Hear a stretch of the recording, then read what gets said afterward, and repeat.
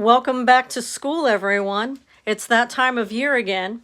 And I had somebody tell me a story about a teacher who didn't last, but I think 2 or 3 weeks at a school. And they described some of the behaviors as whenever the teacher would turn around and write on the board or something, the students would be barking or dancing or throwing things behind them. And the teacher had no classroom control.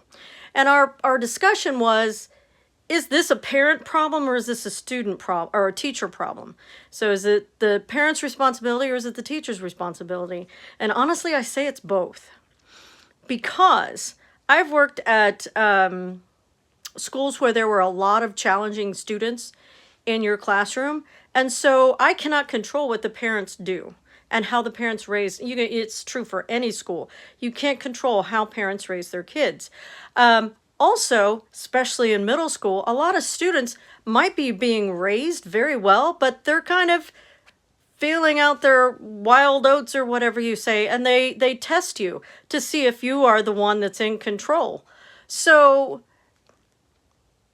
can a parent raise a kid to not act like that? I'm sure you can. But once your child is out of your view, you're kind of out of control. And they have to make those decisions. And perhaps they are the type of student who sees other people doing things and then they follow along, which that's really scary to a parent. And I understand that because you don't want your child following somebody who's going to lead them into a place they don't want to go. But an effective teacher can take control of that classroom and not allow the students who are trying to take control actually have it. So that's a really scary place for all students, is if the teacher isn't in control. And so what are the characteristics of an effective teacher? I've been thinking about this for a while, and there are two that are very, very key. Number one, an effective teacher knows what they're teaching and why that subject is important, not because of the goals of the state either.